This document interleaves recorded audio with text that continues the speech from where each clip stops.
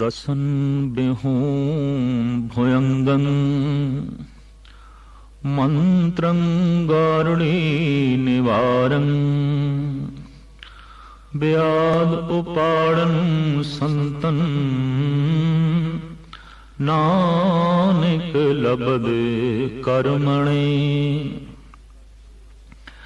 जत कथ रमणं शरणं सर्वत्र जीयणे तथ लगणं प्रेम नानके प्रसादं गुरु दर्शने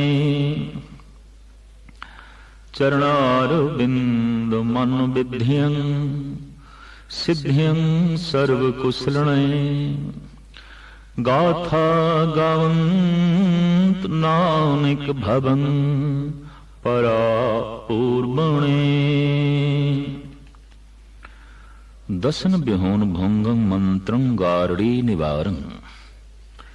एक दौर साडे देश विच ऐसा लंघिया है कि हर तरह का उपचार मंत्रां दे राहीं हुंदा सी।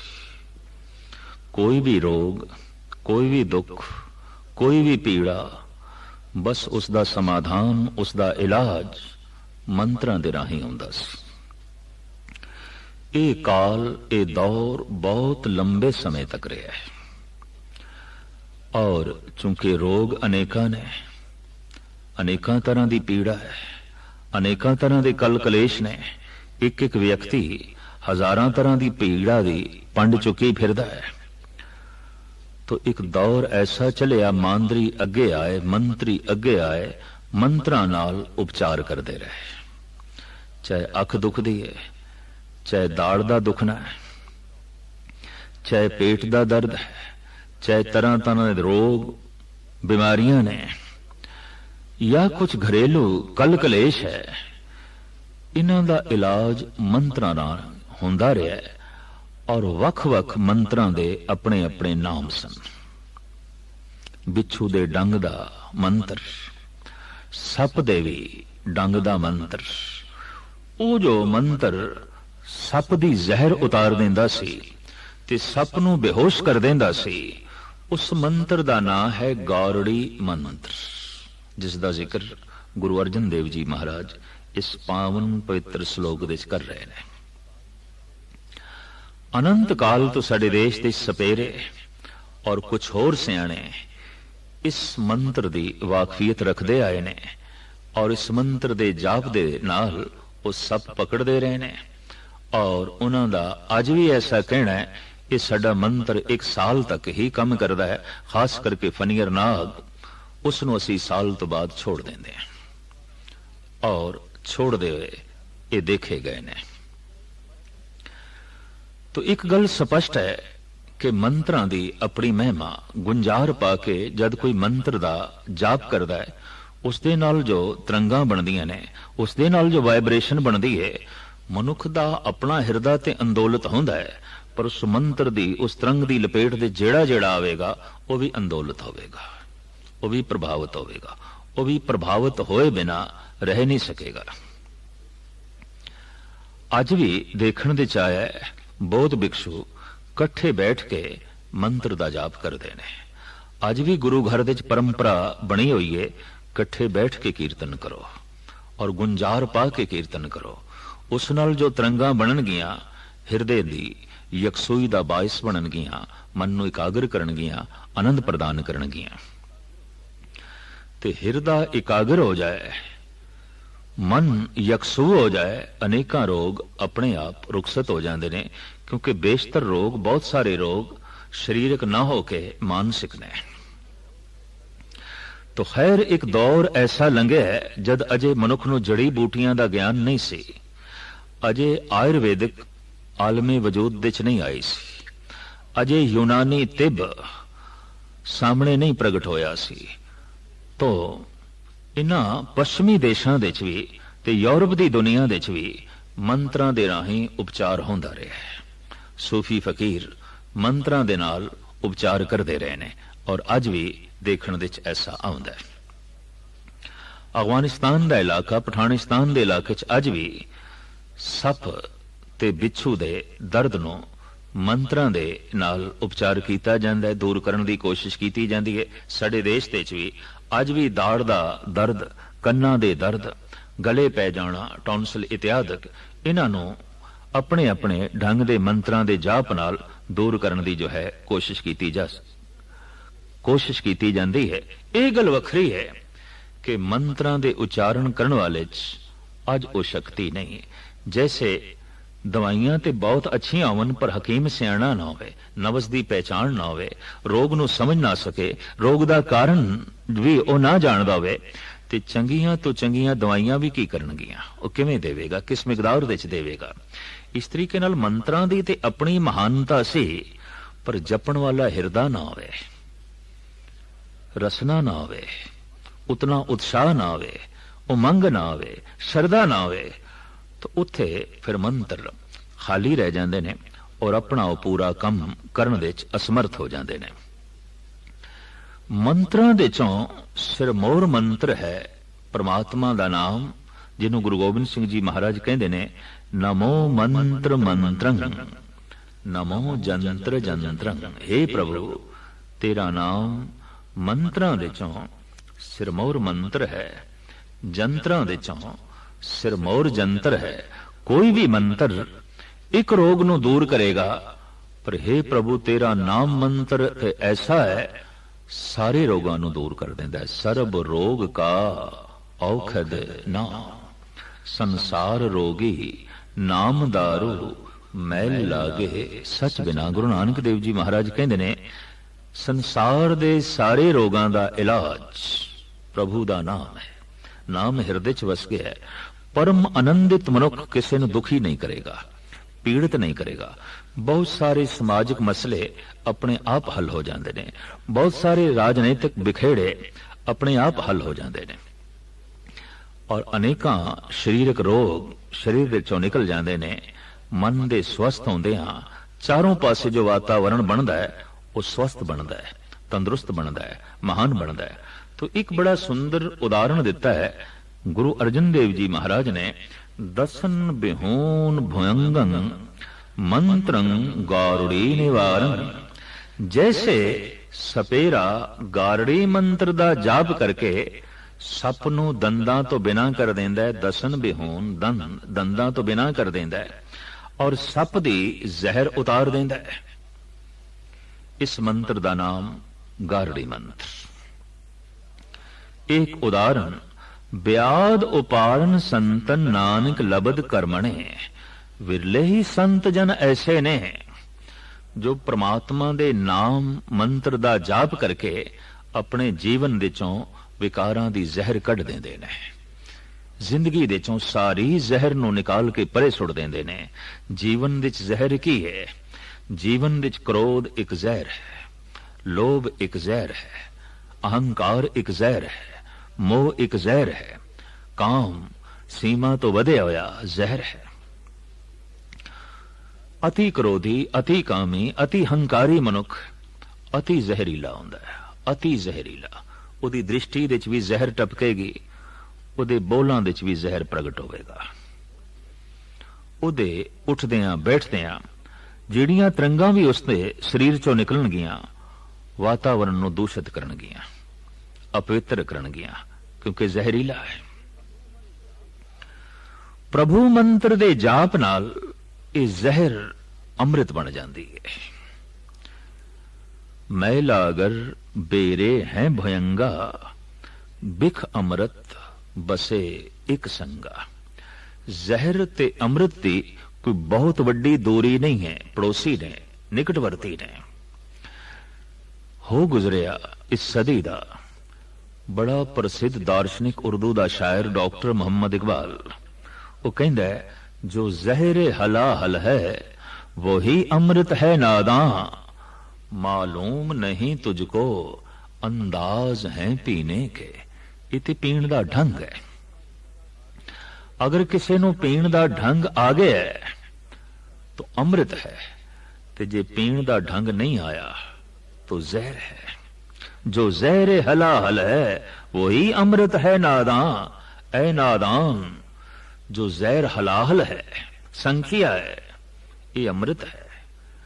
फर्क सिर्फ इतना है कि तेरे कोल पीण दा ढंग होना चाहिए। जीवन दा ढंग होवे, जिंदगी अमृत है, पर जीवन दा ढंग नहीं तो जीवन जहर है। वर्तन दा ढंग होवे तो पदार्थ अमृत ने, पर वर्तन दा ढंग नहीं तो पदार्थ भी जहर ने। रहन दा ढंग होवे तो परिवार अमृत है, पर रहन ते सहन दा ढंग नहीं आया तो परिवार भी जहर बन सकता है, संसार भी जो है जहर बन सकता है। गल सारी है ढंग दी, युक्ति दी। जैसे गन्ने विच प्रभु ने बड़ा रस पाया है, मिठा, अंगूरां दे स्वाद है, रस है, संतरा मिठा है, पर इनू त्रका के शराब बनाई जा सकती है, तो शराब ते कौड़ी है, मिठा कौड़ा हो गया, मिठा कुड़तन दे तब्दील हो गया। ते जे मिठा कौड़ा हो सकता है तो कौड़े नू मिठा भी किया जा सकता है। संखिया अति कौड़ा, पर वैद लोग मार के जद उसनू कुश्ता बना लेंदे ने तो बड़ा कारामद हो जाता है। सप दी जहर दियां भी दवाइयां बनदियां ने और अनेकां रोगां दे उन्हां दा उपचार होंदा है। ते जहर दवाई बन गई है, ढंग होवे। अगर ढंग नहीं तो दवाई भी जहर बन जाएगी। जो जहर हला हल है वही अमृत है नादां, मालूम नहीं तुझको अंदाज है पीने के। इते पीण दा ढंग है, जिसनू आ जाए अमृत है, जिनू ढंग नहीं आया तो जहर है, अनंत जहर है। वाहिगुरु वाहिगुरु दा जाप काम नू सीमा विच कर देंदा है। वो ग्रस्त दी लोड़ बन जाता है, समाज दी लोड़ बन जाता है, अमृत बन जाता है, सिर्फ लोड़ मात्र। जिसनू भगत कबीर जी महाराज कहते ने, पैर चोलना गधा नाचे, भैसा भगत करावे। लोभ दी तशबीह देनी होवे ते कुत्ते नाल दित्ती जाती है, पर अति कामी मनुख लई जद तशबीह संत जना ने लभी है, वो हाथी ते खोते नू अगे कीता है। खोते दा शरीरक मानसिक मंडल ऐसा है कि काम मनुख दी तरह सिर्फ शरीर दे च ना हो के उहदे सोच दे च भी है, शरीर दे नाल नाल उहदे फुरनियां च भी है, उहदी सोचनी दे च भी है। इस वास्ते आखिया जांदा है ये ते कामी खोता है। भगत कबीर कहंदे ने कि पैर चोलना गधा नाचे, पैसा भगत करावे। ओ खोता ओ गधा जो पहले मेरे अंदर नचदा सी, वो ते हुण भी नचदा है। भावें हुण मैं संत हो गया, भावें हुण मैं भगत हो गया, पर खोता ते उसे तरीके नाल नच रहा है, पर एक फर्क दे नाल। पहले एक खोता नगन नचदा सी, हुण चोला पा के नचदा है। पैर चोलना गधा नाचे, पैसा भगत करावे। हुण समाज दी मर्यादा दा इसने चोला पहन लिया, हुण प्रभु दे डर दा इसने चोला पहन लिया। चोले दी उल्लंघना नहीं, समाज दी उल्लंघना नहीं, हुण धर्म दी उल्लंघना नहीं, तो काम अमृत बन गया। क्रोध एक जहर है, प्रभु नाम दे जाप नाल क्रोध बीर रस बन जाता है और दया दा रूप धारण कर जाता है। क्रोध जिथे जहर है, संखिया है, पर इनू मार लईए, इदा कुश्ता बना लईए, ये बीर रस बन जाता है, ये दया दी मूर्ति बन जाता है। मोह ग्रसे मनुख नू सिर्फ अपना परिवार चंगा लगता है, संसार नाल ते उसनू घिरना है। सिर्फ परिवार नाल ही किसी तल ते वो इंसाफ कर सकता है, संसार नाल नहीं। प्रेमी लई सारा संसार उसदा परिवार है, जदकि मोह ग्रसे मनुख नाल शायद उसदा परिवार भी उसनू पूर्ण रूप दे पूरा परिवार ना दिखाई देवे, क्योंकि परिवार विच भी जिहड़ा सदस्य उहदी कामना दी पूर्ति नहीं करेगा, उसदे हंकार नू पट्ठे नहीं पावेगा, तो हो सकता है उस नाल कोई संबंध ना रहे।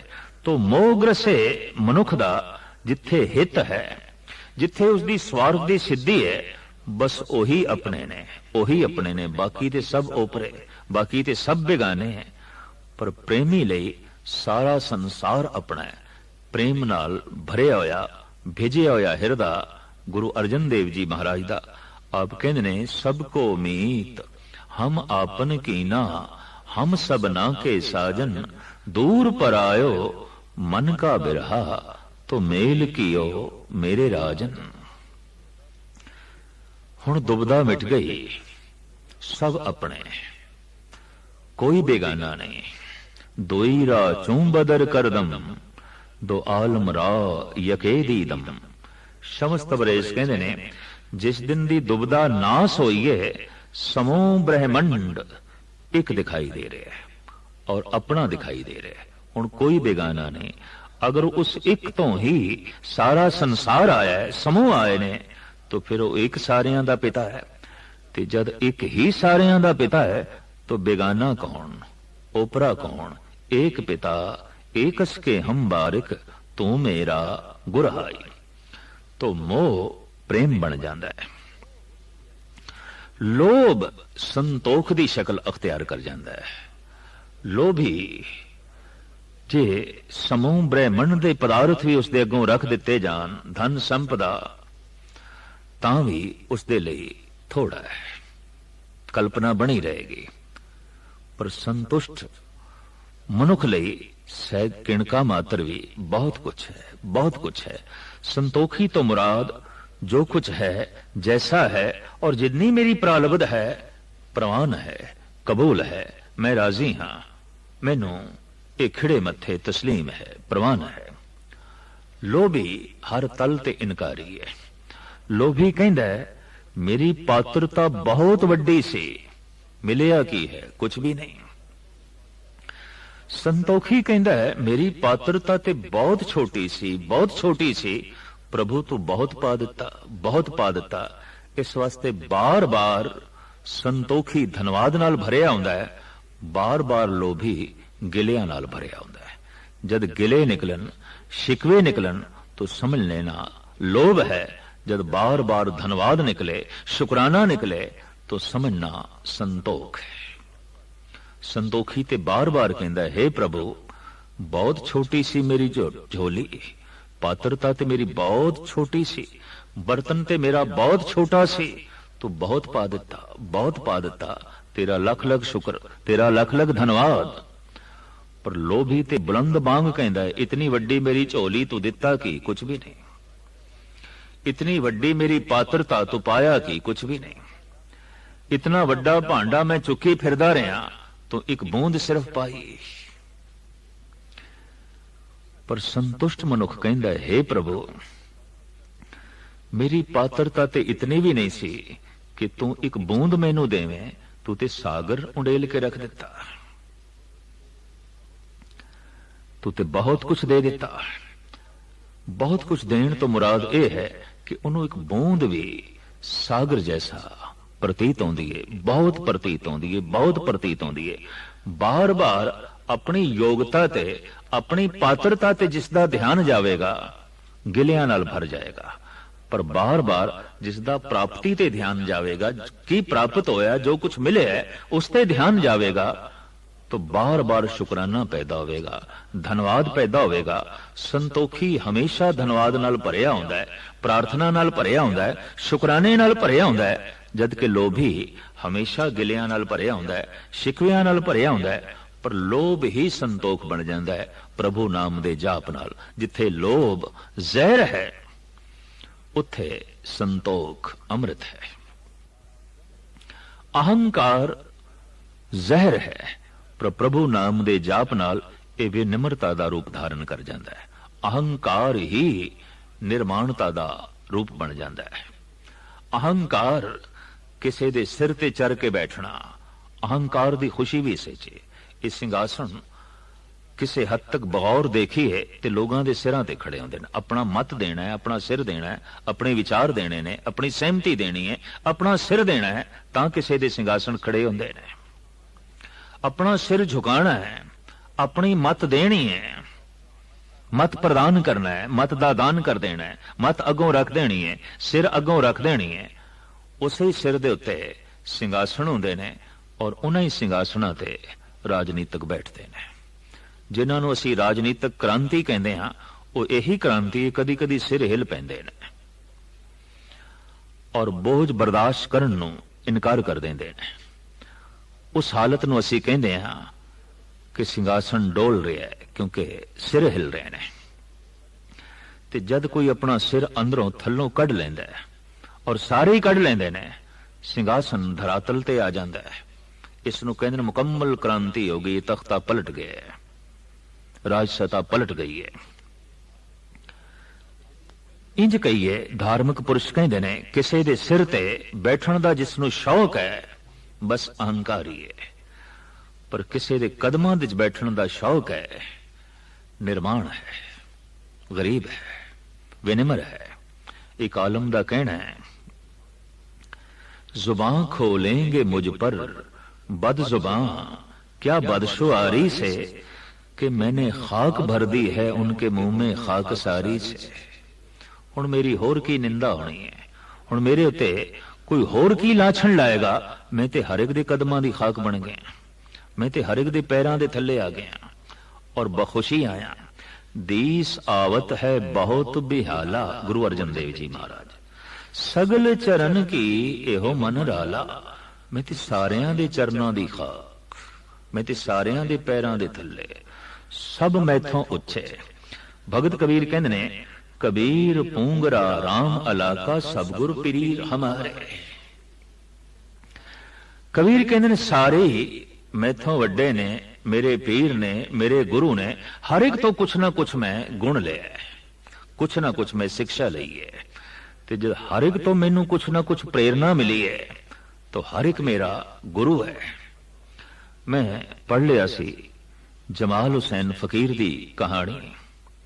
जद उसनू पुछया गया, तुसी इतने आशावादी, बंदगी रोज कर दे हो, प्राप्त कुछ नहीं होया, पर निराश नहीं होए, इतनी आशा, इतनी प्रगाढ़ श्रद्धा ये किवें प्राप्त हुई? कहने लगा, एक चोर तो है, चोर तो इतना वड्डा आशावादी जीवन। कहने लगा, उन्हें मित्र नूं इंज गल सुनाई कि मेरे घर विच एक चोर आया रात दी तारीखी विच। तो जमाल हुसैन अथा गरीब फकीर, उन्हें आवाज मारी, मित्रा इत्थे दिन नूं कुछ नहीं लभदा, तेनू रात नूं की खाक लभेगा, की लभेगा? आ मेरे कोल बैठ, ठंड बड़ी है, एक कंबल है मेरे कोल, तो मेरी तौहीन ना करी, एक कंबल ले ले और कम से कम तेनू ये एहसास होवे कि फकीर दे घरों मैं खाली नहीं निकलिया, कुछ न कुछ मेरे हाथ लग गए। तो एक कंबल है मेरे कोल, ऐ तू ले ले, रात बड़ी ठंडी है, बहुत ठंड पै रही है। इन्हां बचना ने उस चोर दा मन मोह लिया। आखिया, मैं हुण चलिया किसे होर घर सन लाण नूं। पर जमाल हुसैन ने कहा, फिर आवी मेरे कोल, इत्थे ही ठहरी, तू मेरा मेहमान बन, मेरे कोल ठहर। सवेरे होंदा होंदा वो चोर आया है, पर कोल कुछ भी नहीं। फकीर पुछदा है, कुछ है? कुछ हथ लग गया? कहंदा नहीं, अज ते नहीं, शायद कल कुछ लभ जाए। तो कल भी गया है, खाली हथ आया है। जमाल हुसैन पुछदे ने, कुछ मिलिया? कहंदा अज ते नहीं मिलिया, कल शायद मिल जाए। तीसरे दिन भी ऐसा होया, चौथे दिन भी ऐसा होया, गालबन 20 दिन वो ऐसा कहंदा रहा, और 20 दिन तक तो उसदे हथे कुछ नहीं लगया, और इको ही सबक, इको ही रट उसने लाई, अज ते कुछ नहीं लभ्या, कल। जमाल हुसैन कहंदे ने, मैं इत्थों ही अपने निराश हिरदे नूं आसा नाल भर लिया। अज नहीं रस आया प्रभु दी बंदगी ते शायद कल, अज नहीं खुदा मिलिया ते शायद कल। जी चोर इतना आशावादी है ते मैं साध होके इतना निराश हो जावा, इतना मायूस हो जावा? यदि चोर मेरे कोलों बहुत अगे है, बहुत अगे है। तो उन्होंने स्पष्ट कहा, ये ते मैं चोर कोल शिक्षा लई है। शेख सादी साहब ने ਉਹਨਾਂ ਦੇ ਸ਼ਿਸ਼ਾਂ ਨੇ ਇੱਕ ਬਹੁਤ ਵੱਡਾ ਪ੍ਰਸ਼ਨ ਕੀਤਾ, ਸਾਦੀ ਸਾਹਿਬ ਤੁਹਾਡੇ ਕੋਲ ਭੁੱਲ ਨਹੀਂ ਆਉਂਦੀ ਕਦੀ, ਜਦ ਕਿ ਹਰ ਮਨੁੱਖ ਰੋਜ਼ ਪਤਾ ਨਹੀਂ ਕਿਤਨੀਆਂ ਕਿਤਨੀਆਂ ਭੁੱਲਾਂ ਕਰ ਬੈਠਦਾ ਹੈ, ਤੁਹਾਡੇ ਕੋਲ ਗਲਤੀਆਂ ਨਹੀਂ ਆਉਂਦੀਆਂ, ਇਸ ਵਾਸਤੇ ਤੁਹਾਡੇ ਕੋਲ ਕਦੀ ਪਛਤਾਤਾਪ ਵੀ ਨਹੀਂ ਦੇਖਿਆ। ਇਹ ਪ੍ਰੇਰਣਾ ਤੁਸੀਂ ਕਿੱਥੋਂ ਲਈ? ਆਖਣ ਲੱਗੇ ਅੰਧਿਆਂ ਤੋਂ। ਹੈ ਨਾਬੀਨ, ਅੰਧਿਆਂ ਤੋਂ? ਉਹ ਕਿਸ ਤਰ੍ਹਾਂ? ਕਹਿਣ ਲੱਗੇ ਮੈਂ ਦੇਖਿਆ ਜਿੰਨੇ ਚਿਰ ਤੱਕ ਅਗਲੀ ਜਗ੍ਹਾ ਉਹ ਸੋਟੀ ਨਾਲ ਲਾਠੀ ਨਾਲ ਟਟੋਲ ਕੇ ਵੇਖ ਨਾ ਲੈਣ, ਆਪਣਾ ਪੈਰ ਨਹੀਂ ਧਰਦੇ। ਪੈਰ ਤਾਂ ਰੱਖਦੇ ਨੇ ਅੱਗੇ, ਪਹਿਲੇ ਟਟੋਲ ਲੈਂਦੇ ਨੇ, ਦੇਖ ਲੈਂਦੇ ਨੇ। तो इस तो मैनू सबक मिलिया कि जगत विच कोई भी चीज ग्रहण करनी है, उन्होंने टटोल लेना है, देख लेना है।